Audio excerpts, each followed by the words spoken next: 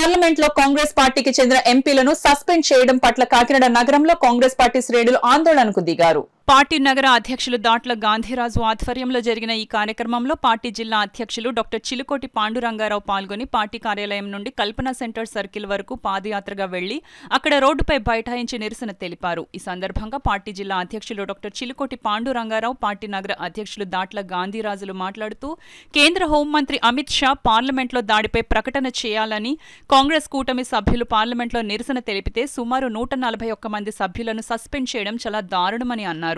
ఈ కార్యక్రమంలో పార్టీ నాయకులు కోలా ప్రసాద్ వర్మ, బత్తిన లలిత, చెక్కా నూకరాజు, తాళ్లూరి రాజు, వజీర్ భాషా, కంభం రాజబాబు, పబ్బినేడి కృష్ణ, ధనకోటి, కరీముల్లా, గోవిందరావు, వెంకటరమణ పెద్ద సంఖ్యలో పార్టీ శ్రేణులు పాల్గొన్నారు. ఎంత భద్రత ఉందో అని 141 మంది ఇండియా కూటమిలో ఉన్నటువంటి పార్లమెంటు సభ్యుల్ని వారిని సస్పెండ్ ఆర్డర్ అడిగిన దానికి సస్పెండ్ ఆర్డర్ చేశారు.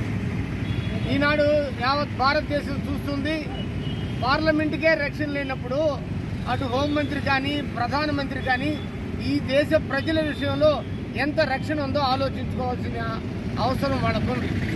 ఆ మాటనే ఇండియా కూటమిలో ఉన్నటువంటి 141 మంది అడిగిన ప్రశ్నలకు సమాధానం చెప్పకుండా నిర్దాక్షిణ్యంగా వాళ్ళ మీద సస్పెండ్ చేసి ఏడేసి బయటికి పంపించడం జరిగింది. అందులో భాగంగా యావత్ భారతదేశంలో ఉన్నటువంటి గ్రామాల నుంచి మండలాల నుంచి జిల్లాల వరకు కూడా ఈ యొక్క సస్పెండ్ వేటిని తక్షణమే ఎత్తేయాలి.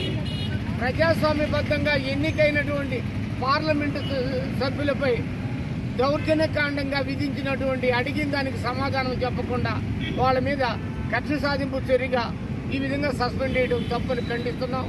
కాబట్టి దీన్ని ఎత్తేసి ప్రజాస్వామ్యాన్ని కాపాడవలసిన ప్రజల చేత ఎన్నుకొన్నటువంటి అమిత్ షా కానీ హోంమంత్రి కానీ అదేవిధంగా ప్రధానమంత్రి బాధ్యతలని తెలియజేసుకుంటూ ఇండియా కూటమికి సంబంధించినటువంటి 141 మంది పార్లమెంటు సభ్యులను నిర్దాక్షిణ్యంగా దౌర్జన్యంగా వారిని సస్పెండ్ చేసినటువంటి దుర్మార్గమైనటువంటి పాలన ఈ దేశంలో జరుగుతూ ఉంది.